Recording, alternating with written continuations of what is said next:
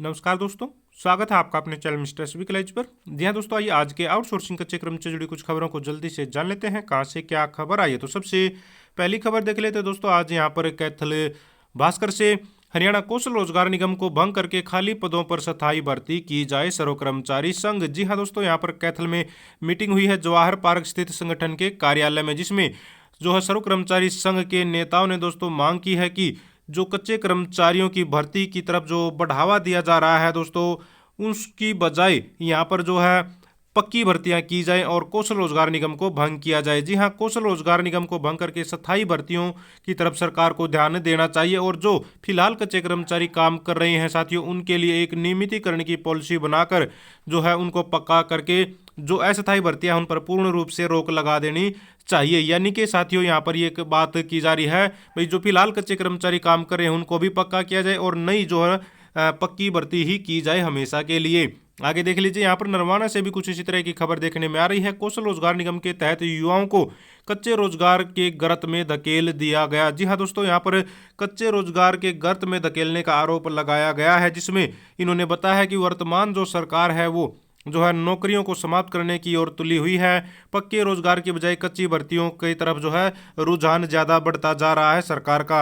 इन्होंने बताया है भाई कौशल रोजगार निगम का गठन करके जो है पक्की भर्तियों का रास्ता रोका जा रहा है और मनरेगा का जैसे बजट है वो पहले 73,000 करोड़ था, उसको 60,000 करोड़ किया कर दिया गया, यानी कि घटा दिया गया। 100 दिन के काम के स्थान पर 29 दिन का काम मात्र इनको औसतन दिया जा रहा है। इस तरह से यहाँ पर जो है जो कच्चे कर्मचारी हैं या फिर श्रमिक वर्ग है उसको परेशान एक तरह से किया जा रहा है और सरकार है कि जो है जो कर्मचारियों की प्रमुख मांगे हैं उसकी तरफ ध्यान नहीं दे रही है। जो मुख्य मांगे हैं, आम जनता के जो मुद्दे हैं उसकी तरफ ध्यान नहीं दिया जा रहा है।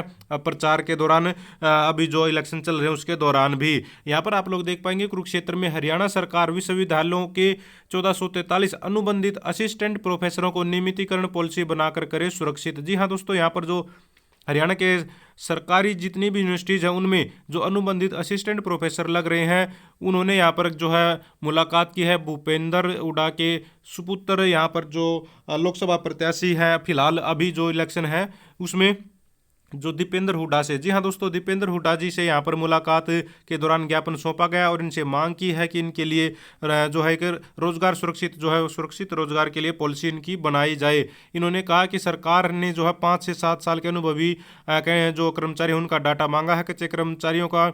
इससे उनके मन में ये डर है कि भाई जो है इनका नंबर आने से पहले ही, यानी कि सरकार एक तरफ से तो पक्की भर्ती की तरफ जो है बात कर रही है, दूसरी तरफ कच्चे कर्मचारियों का जो अनुभव वह है उनका उनके हिसाब से मांगा है, लेकिन इनको तो ये डर सता रहा है कि जैसे ही पक्की भर्ती हो जाएगी, जी हाँ जैसे ही पक्की भर्ती हो जाएगी तो इनको हटा दिया जाएगा। अब समस्या ये है कि जो अनुभव मांगा गया है 5 से 7 साल वालों का, उससे पहले ही कहीं इनकी नौकरी ना छीन जाए, यानी कि पक्का होने से पहले ही अगर सरकार कोई पक्का करने का कदम भी उठाती है या फिर पॉलिसी बनाती है तो उससे पहले ही हो सकता है इनके रोजगार छीन जाए। तो ये चाहते हैं कि इनके लिए एक सुरक्षित रोजगार पॉलिसी बनाई जाए और जो पक्की भर्तियां की जा रही हैं सरकार के द्वारा इनके पदों पर न की जाए, यानी कि इनके पद खाली मानकर ही वो पक्की भर्तियां की जाएं। फतेहाबाद से देख लेते हैं अगली खबर। यहाँ पर सफाई दरोगा पर मनमर्जी से कर्मचारियों की हाजिरी लगा फरलो देने का आरोप, नगरपालिका ईओ फील्ड में जाकर करेंगे जांच। जी हाँ दोस्तों, यहाँ पर जो है आरोप लगाए जा रहे हैं कि जो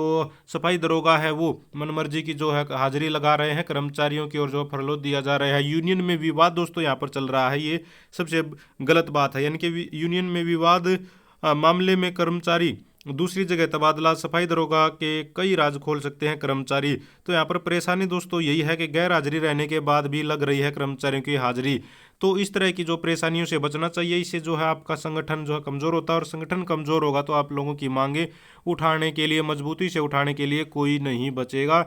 आप लोगों को कोशिश करनी चाहिए कि संगठन में किसी प्रकार की कोई फूट न पड़े। पंचकुला से देख लेते हैं, कच्चे कर्मचारियों को रेनकोट और इंसुलेटेड शूज देने की मांग की गई है। साथ ही यहाँ पर हरियाणा पीडब्ल्यूडी कर्मचारी संघ संबंधित हरियाणा राज्य कर्मचारी संघ की मीटिंग हुई है, जिसमें यहाँ पर मांग की गई है कि जन स्वास्थ्य विभाग के कर्मचारी को हर महीने मिलने वाले वेतन पर जो है प्रदेश सरकार और विभाग के उच्च अधिकारियों व कार्यकारी अभियंता का जो इन्होंने आभार जताया है। यूनियन ने मीटिंग के माध्यम से प्रदेश सरकार से मांग की है कि जन स्वास्थ्य विभाग में लगे कौशल रोजगार निगम व सभी प्रकार के कच्चे कर्मचारियों को कोई ना कोई पॉलिसी बनाकर जो इनको पक्का किया जाए।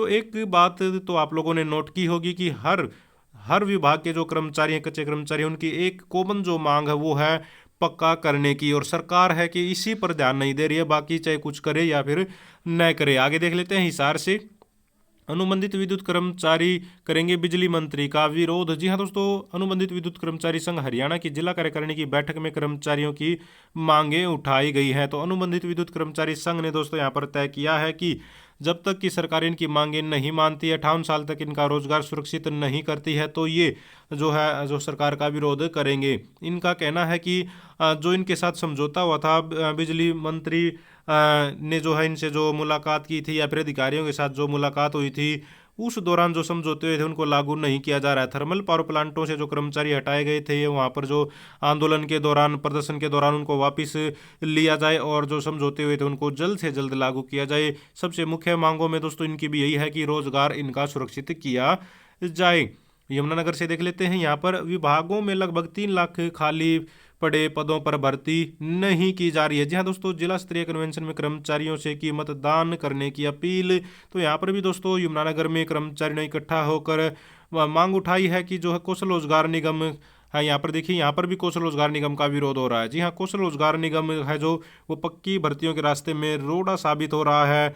यहाँ पर सभी प्रकार की जो भर्तियां हैं कौशल रोजगार निगम से करने की कोशिश की जा रही है, जिससे कच्ची भर्तियों को ज़्यादा बढ़ावा मिल रहा है, जबकि 3 लाख से ज़्यादा पद खाली पड़े हैं, उन पर पक्की भर्तियां सरकार के द्वारा की जानी चाहिए, ऐसी मांग इन्होंने की है। तो कौशल रोजगार निगम से खासे कर्मचारी नाराज नजर आते हैं और चाहते हैं कि फिलहाल जो कर्मचारी काम करें उनको सीधा पक्का कर दिया जाए, और पक्का करने के बाद आने वाले समय में सिर्फ और सिर्फ पक्की भर्तियां ही की जाएं। यमुनानगर से देख लेते हैं, डोर टू डोर कचरा कलेक्शन में लगे कर्मचारियों को 2 माह से नहीं मिला है वेतन। तो यहाँ पर कर्मचारियों को वेतन नहीं मिलने से कर्मचारी नाराज हैं।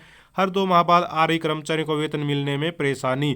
तो इनको तो हर 2 माह में कर्मचारियों को वेतन मिलने में परेशानी आ रही है, तो कर्मचारी जो है नाराज हैं। इन्होंने यहाँ पर दावा किया है कि ये न तो छुट्टी लेते हैं और अपने काम को नियमित रूप से करते हैं, फिर भी इनको जो है इतनी परेशानी का सामना करना पड़ता है। ईमानदारी से, मेहनत से अपना काम करने के बावजूद भी इनको समय पर भुगतान नहीं किया जा रहा है। आगे देख लीजिए, मिड डे मील वर्कर का धरना, वेतन वृद्धि की मांग। जी हाँ दोस्तों, मांगे पूरी न होने पर इनमें रोष है। Mid day meal worker union के बैनर तले एकत्रित होकर लघु सचिवालय में ज्ञापन सौंपा गया है मिड डे मील कर्मचारियों के द्वारा। तो मिड डे मील कर्मचारी भी खासी परेशान दोस्तों नजर आ रही हैं आजकल। जो है कई परेशानियां इनके सामने आ रही हैं। इन्होंने यहाँ पर कहा है कि इनको जो है अब तक वेतन इनका नहीं बढ़ा है लंबे समय से, और दूसरा यहाँ पर जो इनको 12 महीने की बजाय जो 10 महीने की सैलरी दी जा रही है, उसकी तरफ भी, इस मांग की तरफ भी दोस्तों कोई ध्यान नहीं दिया जा रहा है। ये परेशानी है वो आज तक बनी हुई है।